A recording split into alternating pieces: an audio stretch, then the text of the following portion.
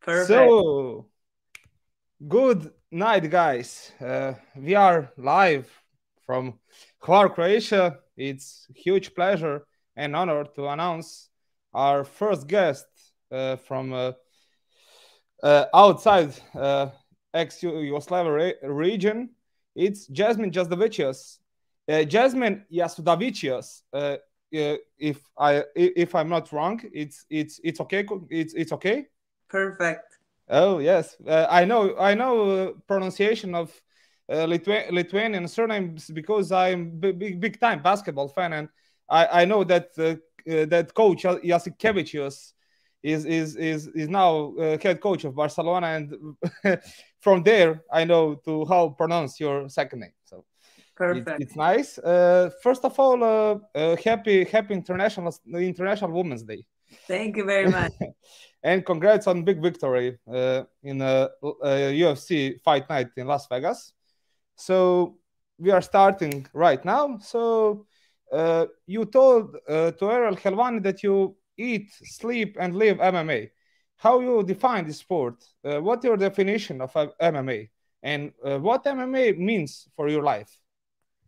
So I think it just is like a very challenging sport, and I think that just being able to overcome strengths and weaknesses, and just keep grinding every day. That's kind of the essence of it. Yes. In which areas you can improve the most in MMA?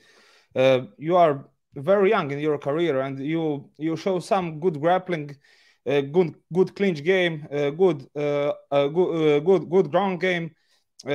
Which area in MMA you can improve the most? I think that is striking and understanding of range. That was a little bit a problem in a fight that you lost to Natalia Silva like 6 months ago. Yeah, exactly. I think that's the same exactly what you said. Work on my striking and my range, definitely. Yes, and 2 weeks ago, you have a pretty nice victory over Gabrielle Fernandes. How tough was adjusting to new opponent because she came on short notice to replace JJ Aldrich? What was the main difference between her and JJ? It was actually Courtney Casey that I was. Courtney Casey, sorry. No problem. That I was initially matched up with, but yeah, Casey was more of like a boxer, jiu-jitsu, and then the Fernandez she was more of a kicker, and so the game plan was to take her down. Whereas with Courtney Casey, it was kind of like see where she's at, feel both her striking and grappling, and see what will be my better avenue. Whereas I knew for sure with this other girl that my avenue would be grappling.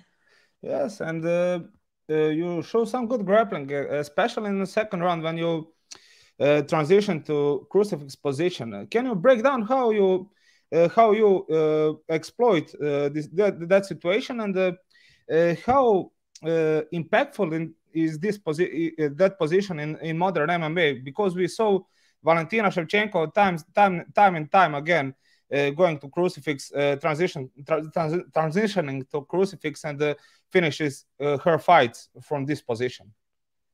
Yeah, so I mean, if you get past the legs, then it's kind of, you got to work up and get up into the shoulders. Now, once you get up there, then you have to trap one arm on this side, and then your legs, you have to trap their other arm with your legs, and then you have them in an isolated position. You just have to be very aware of your weight and keep control of their limbs. If they get any out, then you're kind of in a little bit of trouble. So you have to focus on being able to land damage while you have a lot of control.